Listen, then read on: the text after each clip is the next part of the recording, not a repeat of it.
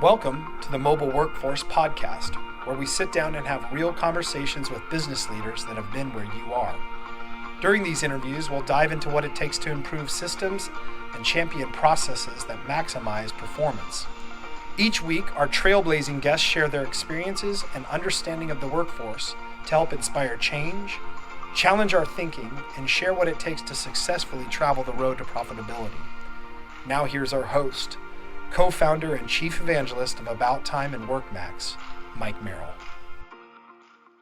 Hello and welcome to the Mobile Workforce Podcast. I'm your host, Mike Merrill, and today we are sitting down with our third episode with Damian Edwards. Damian is the National Director of Production at Toll Brothers. If you've not heard the episode before, please check out episode number 6, way back in the beginning, almost a year and a half ago now, where Damian and I discuss how the job site represents the business and also the skills construction managers need to be successful in the eyes of their clients. So make sure you check it out. So today, Damian and I are going to talk about the state of residential construction.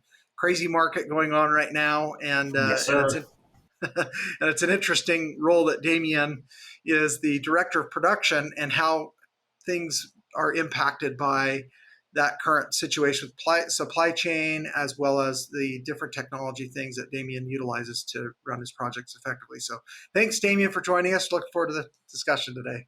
Yeah, thanks for having me. I appreciate it. It's nice to be back on the show. Yeah, thank you. We were just talking before. Your episode number 6 is still the number one listened to and downloaded and viewed episode we've had so far, and we're getting closer to 100. So congratulations on that. I love it. Listen, that's no mistake. There you go. Well, we are also joking. Damian's a little more handsome than I. I have a face made for radio, and I think he draws a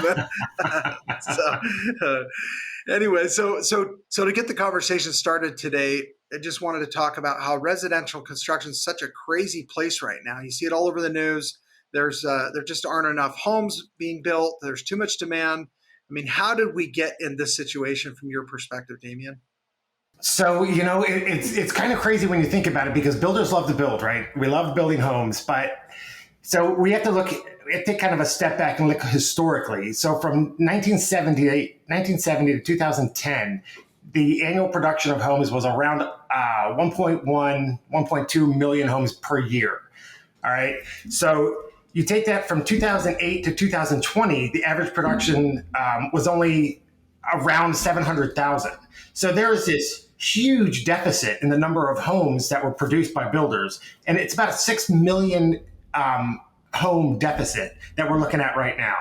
So, builders are selling houses like crazy, but we just can't keep up with demand with the deficit that large. We're working on it, but it's a challenge for sure. Yeah. So I mean, from your view, what do we need to do to get back on target for production of the demand that's going on? It's funny, this is probably the hardest time to build ever. We've got supply chain shortages. We've got, shortages in skilled labor. It's really, to get back on to where we need to be, we have to increase production. The only way we're going to increase production is, we have to increase the number of trades out there. So there's enough to go around. We need to increase the number of construction managers that are out there. And we need to maintain a positive attitude. That's probably number one. I talk to guys all the time, and I'm like, hey, are you hitting your numbers? And not just at Toll Brothers. I have friends that work for all different builders. And I always ask them, hey, you hitting your numbers? And they consistently tell me the guys with the best attitude, the guys that are willing to think outside the box and do what it takes to get their houses built, are being successful. The guys that are kind of beat down by the industry right now are not. They've kind of given up. So as with anything, we need to have a can-do attitude. You got a can-do positive attitude, you can do anything. Even build 6 million houses. Is that the number? You guys are cranking out 6 million homes? No. That's just that's the demand. So that's the deficit in the past 10 years. Okay. Where we should have been and where we should be today, or where we, if we had kept up with the demand from the 70s to 2010, that's where we'd be now. We'd have an extra 6 million housing units on the market right now. Wow. Unbelievable. Yeah. It's crazy. That's not just Toll Brothers. That's the industry. Yeah. That's what you want, right? You want 6 million. If we were able to deliver 6 million houses annually, our stock price would be through the roof. It'd be pretty fantastic. Cool. Well, there's a good goal to have. So yeah. So what I'm hearing, what Mama always told you, if you can't say anything nice, don't say anything at all. So when it comes to, when you're trying to manage these production homes and also custom homes and anything in between, that can-do attitude actually has an impact. That's interesting. Well, speaking of these delays, Damien, how does this impact customer satisfaction? It's got to have an impact. What do you think it's doing? It really does. It really has a huge impact, because customers they see the homes and they just want to be in them. There's a huge emphasis on, homes are not just places we hang our hats anymore, right? We work out of our homes, we entertain out of our homes. They've become, I think, a much broader part of the family unit than ever before. So when there's a delay with the construction of it, the customers are really dissatisfied. They want to be in their houses yesterday. And, I will say the best way to tackle that is to be open and transparent with our customers. Every builder needs to do this. If there's a delay, they need to say, hey, look, I'm giving you an update on your home. I just want to let you know this was a delay. And by doing that, by being open and honest and transparent with them, they become more of a partner with you rather than almost an antagonist, demanding their house today when we can't produce it because we've got material spread all over the country. So it's the delays have definitely led to some customer dissatisfaction, but that's not the whole story. The rest of the story is you can tackle that just by being open, honest, and transparent with your customers. So, and I think that's a new, not necessarily a new concept, but I think that lots of builders are learning that the best way to provide customer satisfaction is literally to make them a partner in the building process. You do that, they feel like they're part of the team and not just standing outside watching. Yeah, that makes perfect sense. And people are, generally they know what's going on. I mean, they can tell when you're BSing them and when you're, taking them for a ride, when you're over promising, and obviously they know when you're under delivering. So, for sure. and you'll hear about it often. But I think the other thing too is generally it's never been more true. Like, look, I'm being honest. Go check around, right? Go ask around on the street. You're going to hear the same stuff. So I think customers are now getting more used to the idea that even though they can have almost anything delivered by Amazon, if not tonight, then first thing in the morning, that homes are not the same way anymore, right? Well, I hear from friends and family all the time. They're like, I ordered a dishwasher. They said it's going to take 6 months to get, and I'm like, only 6 months? I think you're right. I think people are seeing it. They're seeing the shipping containers, everything piled up on the docks. They're going to order things for themselves, and they're realizing, it's going to take me 12 months to get a refrigerator, or they're ordering something, and they're like, I can't give you a delivery date because we don't know when we're going to get it. And I think that relates. I think so. When we call customers and we say, hey, we have a slight delay on whatever, they're like, yeah, I understand. Thank you for sharing that with me. So that it's they're starting to get it. Well, maybe it's bringing us back to our roots, and when all this stuff settles down and we finally do figure some of this stuff out, maybe we'll be better communicators. Which what I think will be better communicators, better builders. Adversity always breeds innovation, right? So, anytime we're facing tough times, humans are just creative beings. We find ways to adapt and overcome and get the job done. So, it's never been harder to build, but I guarantee you we come out the other end where you are building better, faster, and with a more collaborative attitude with our customers. No question about it. Yeah, I love that. And in fact, I was just getting ready to ask you what you see coming in the future as far as residential construction and how that's going to be. And maybe that's part of your answer. I mean, that's a huge part of it. I think that just the innovation that comes out of adversity really is just going to drive this industry and move. So construction is sluggish in some ways, right? When we talk about technology, willingness to change, things like that. And I really feel like this era we're in with this pandemic and this shortage of trades and supply chain issues is really going to propel the construction industry, residential and commercial and remodeling, just just propel the entire industry forward with new ways of doing business, with new techniques for building innovative products that are out on the market now. I'm super excited about what the future looks like for production in general. So, I think this pandemic, as hard as it's been, is the catalyst for that growth. Well, it's the old adage, what doesn't kill you makes you stronger. And I think that's most certainly applies here. Yeah, that's it. So do you really think that the supply chain and home production, do you think it'll catch up the demand anytime soon? I do. I think soon is relative, right? I would like it to happen today, but I feel like, and I'm just listening to news reports, listening to people that are smarter than me that analyze this. The general consensus seems to be 15 months to 24 months, and we're through this. I hope that's true because it would be great to get back to business, and building houses and not having to worry about, am I going to have toilets show up? Am I going to have 3 different faucets, or 2 different faucets in a bathroom? Are my lights going to match? That sort of thing. Right. Yeah, it's crazy where we've landed, isn't it? It really is. It really is. We're just doing what we can to get things done, and we've been fortunate. We have been fortunate at Toll, in that we haven't had a whole lot of problems with that. But I've talked to other builders that I know, and they're like, I've got different color faucets in every bathroom in the house, and that's not really ideal. So, right. Not by design, right? Yeah. And I've had CMs call me and they're like, my toilets showed up and they're so excited. And I'm like, awesome. Nailed it. So then tell me this, obviously, home prices are just crazy. I mean, it sounded like your average sales price might be in the $800,000, $900,000 range. Is that right? Yep. It's a different product though. At Toll Brothers, we build luxury. We build luxury homes, and it's a luxury experience, and that drives the price up a little bit. So that's why our price tag is a little higher than some of our competitors. Sure, yeah, that makes sense, and I think more than ever again, people are willing to pay extra for what they want. More Absolutely. than they have been in the past. So the other thing is, it makes me wonder. Obviously, who knows where prices are really going to go? But I mean, do you think is there a solution? Or our kids, these kids that are 10, 12, 15 years old now, in 10, 15, 20 years, are they ever going to be able to own a home?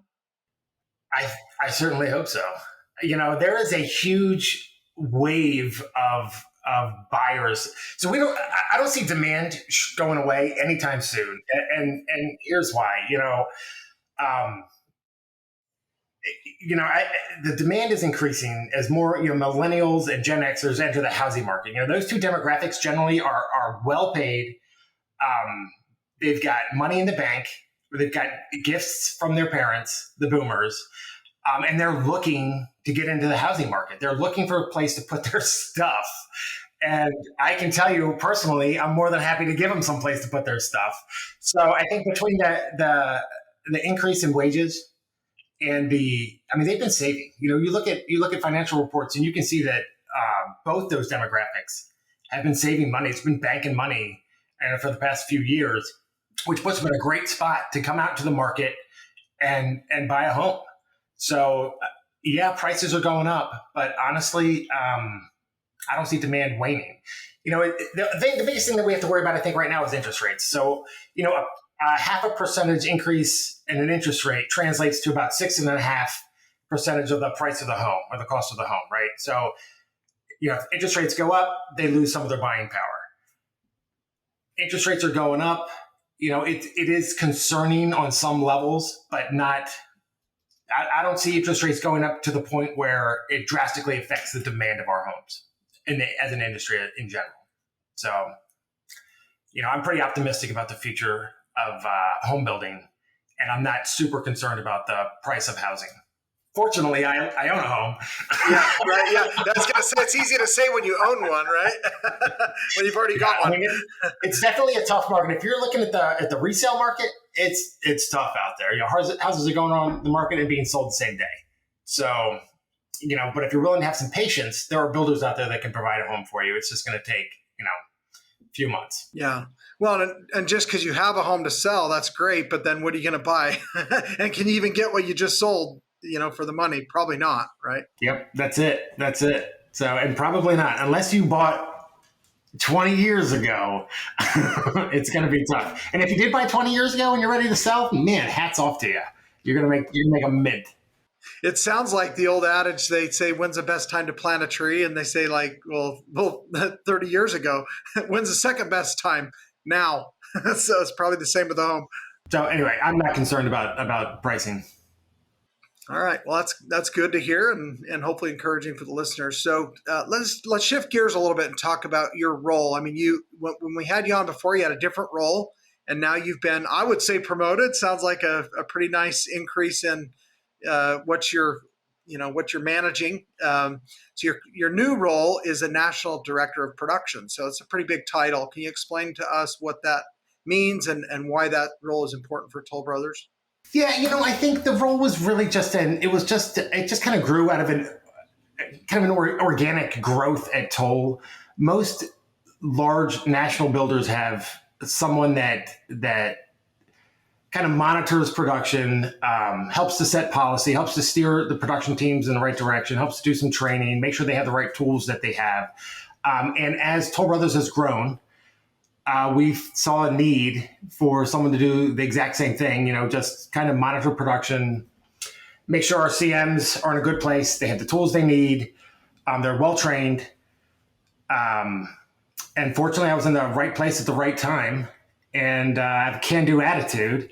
And I was promoted to National Director of Production for Toll Brothers, and it's been fantastic. It gives me the opportunity to meet all of our production teams. I love the business. I love the people out there building houses, and it's really super rewarding to get to go out, meet our teams, make sure they have the tools that they need to be successful, shake their hands, congratulate them on building beautiful homes, and helping to shape policy for production at Toll Brothers. Yeah.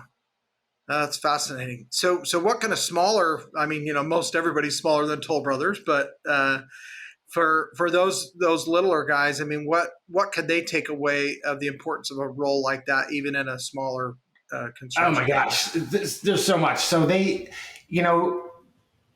having someone from bird's eye view monitoring production, looking at your cycle times, looking at your overhead spends, looking at turnover rates for your production personnel.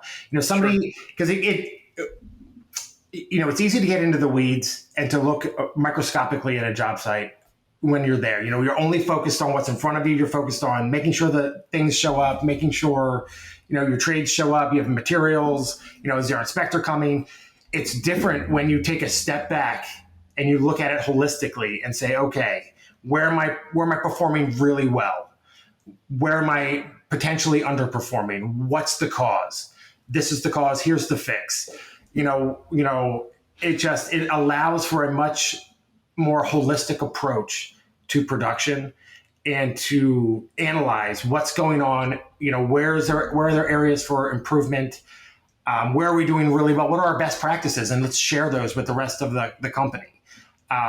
When you don't have someone in that role, it's hard to capitalize on those best practices and to see, what's really working and maybe what needs improvement. So I would suggest, not every company is large enough to have something like that, but any owner could do it. Any general manager can do it. Just, they just need to take a step back every now and then, look at the total picture. What's doing well? Where are we losing money? Where are we making money? What's the best practice for this? Who's got an innovative idea? Listen to the people. That's one of the things I do more than anything is I just listen to the people.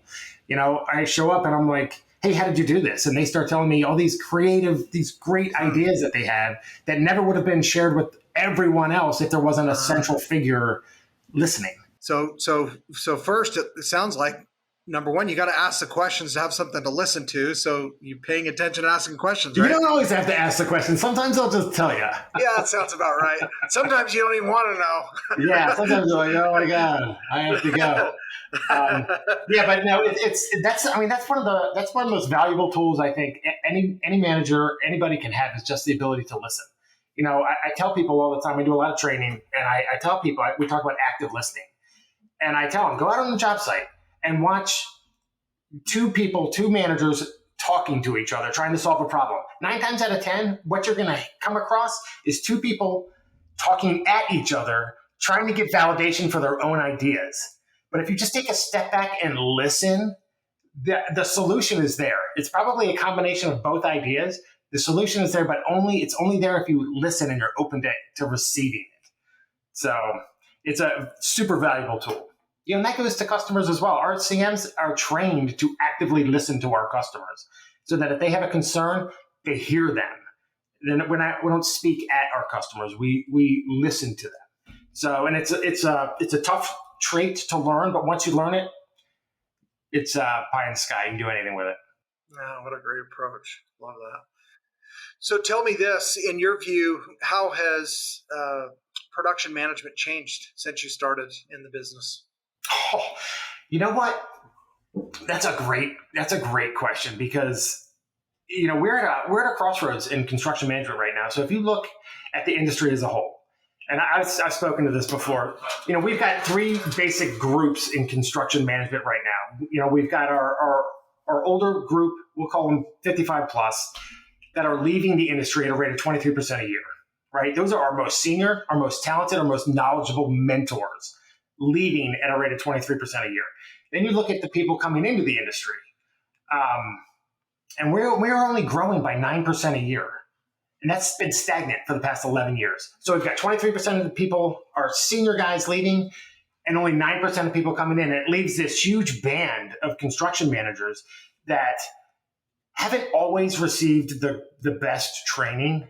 They're not necessarily prepared to be mentors. So, when you look at that as a whole, so I think there's a couple things going on. We've got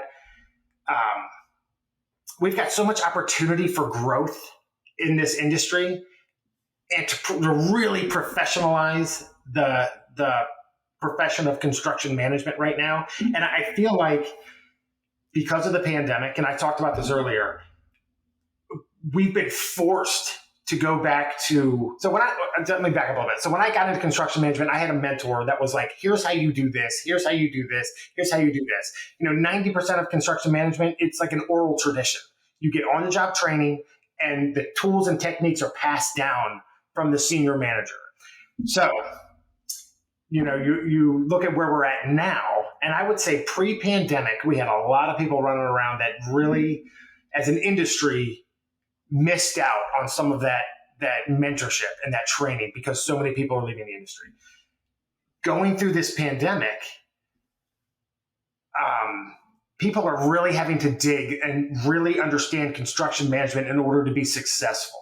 So I think a lot of those lessons that were not being taught pre-pandemic are now being force-fed to the truly motivated construction managers we have in this industry. So when we come out of this, I think we'll have regained a lot of what we lost over the past 15 years out of necessity. And out of, if you're going to be successful, you got to find a way to do it. And this is a best practice. And you know what? Now that I've got this knowledge, I'm going to pass this on to the next guy coming in, the next girl coming in. So, I think I'm super optimistic about construction management. I think we'll come out super stronger than we were a few years ago. But at the same time, it concerns me that we've got so many people leaving and not as many people coming in. I'm hoping that trend changes. You can make a lot of money in construction management. You can build monuments. So the reason, and I don't want to get too into the weeds with this, but the reason I got into construction management, I started my career in IT, and I couldn't see what I was doing on a day-to-day basis. I get into construction management. All of a sudden, I'm driving past communities that I built with my wife and kids. I'm like, I did that. I did that. So you get to see the fruits of your labor. You get to, and if you're building products that you're really proud of, you'll go out of your way to drive through communities that you built. because you want to see how it's matured and how it's coming along, that sort of thing. So, I wish that I could just blanket the world with that message so that we can get more people into construction management, because financially you're going to be taken care of. But from a reward for your work, I mean, I can't think of anything greater. When you're in construction, you are building structures and homes for people that generation after generation after generation will live in. It's awesome. So anyway, I'm getting a little too off track. I feel you there. I've done the same thing. My kids know where the first homes that I built are at, and we've driven past them 10 times. And it hit me one day. It's like, this home, it'll probably be here 100 years or more. And but I'm going to build it so it'll be up for 200, right, in my mind, right? And so it's pretty impactful to do something like that. It's pretty impactful. I'm telling you, it's amazing. It's amazing. I've been fortunate enough to be involved with some projects that were just super cool, and I will drive 50 miles out of my way just to get a glance at it, because it's impactful. And again, it's funny. I tell my kids, and they're like, "We know you built that. We get it." So I'm like, "You guys want to see it again? No, okay." Right. That's funny. It's just part of being a dad, I guess. Just part of being a dad. Yep, and it's just part of being super proud of what you're doing. There you go. Yeah, no question. So to kind of get back on the topic of trending and what's going on, what are you seeing, or what do you think are some new trends that the industry is experiencing because of all these challenges? I think there's a much more willingness to accept technology. Construction for the longest time has just had a reluctance to accept new ideas and newer technologies. And I think that it's become obvious as a heart attack that the construction industry not only is really accepting of new technologies now, but in a lot of ways we're innovating technology. So they're especially with like ERPs, enterprise resource platforms and things like that, where construction managers and the industry as a whole now has cloud-based management software that will allow them to do document sharing, that will allow them to communicate with all their vendors, their suppliers, their homeowners, help them schedule, help them pay their bills. And I think there's a much greater acceptance of that now than there was maybe 5 years ago.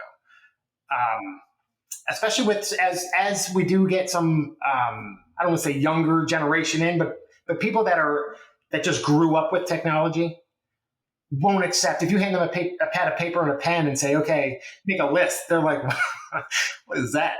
Get out of here, granddad. That's not what I'm going to use."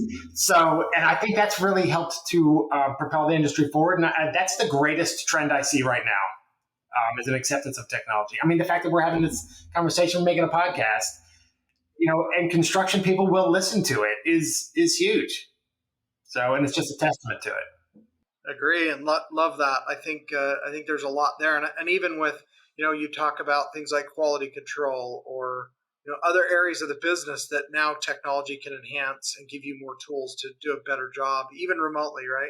Would you Absolutely agree with that?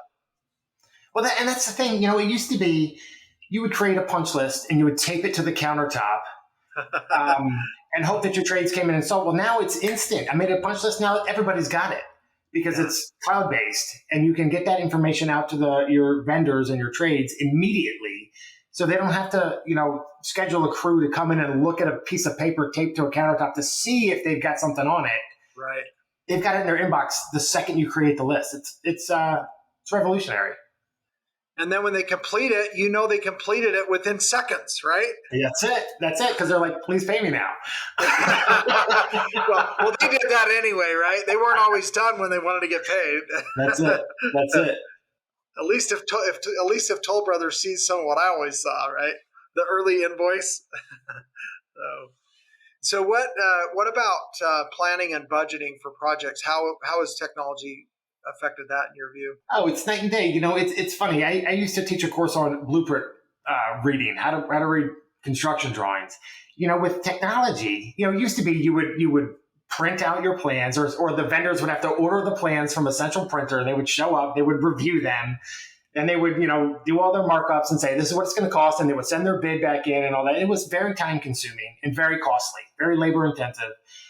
Now with technology, the same platform that you're using to schedule your trades to do work or to pay your vendors, you're sharing documents and you're saying, hey, we've got another job. Here are the plans we want to bid. We just sent it to you electronically. They, in turn, are taking those plans and they're using software to do all their takeoffs, all their calculations instantly.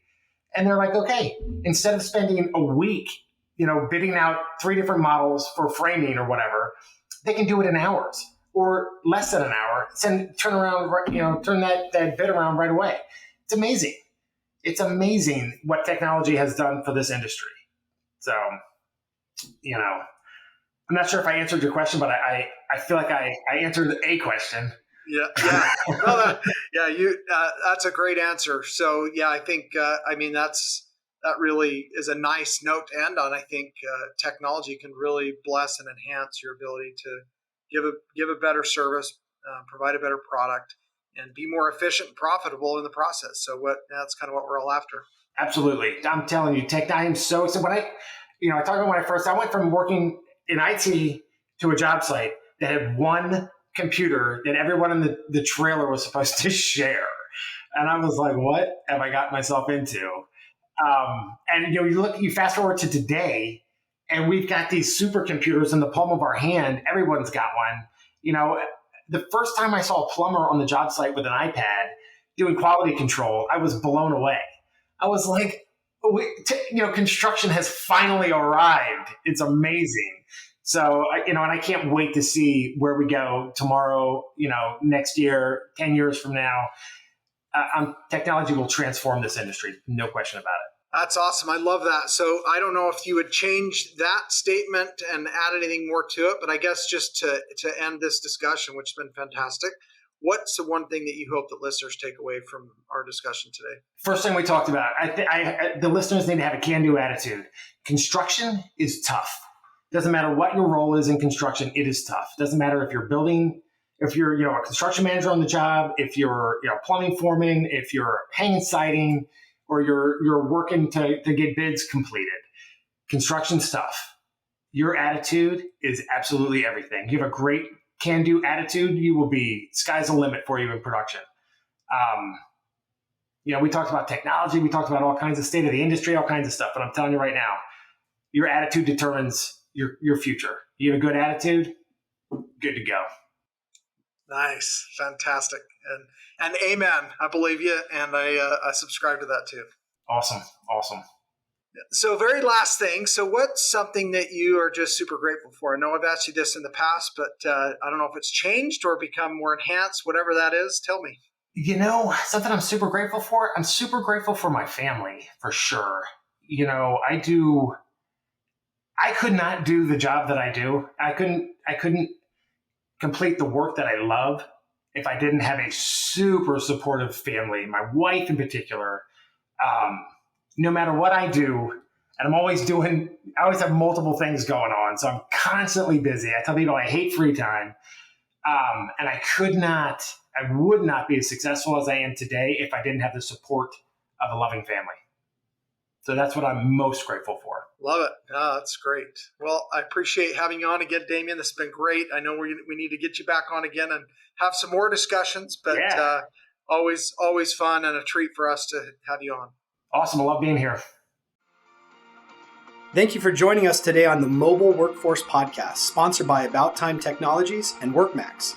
If you liked the conversation we had today or were able to learn anything new or helpful, please make sure to follow us on our WorkMax page on LinkedIn and on Instagram at WorkMax_. And subscribe to the show on iTunes or your preferred podcast platform so you will never miss another insightful episode.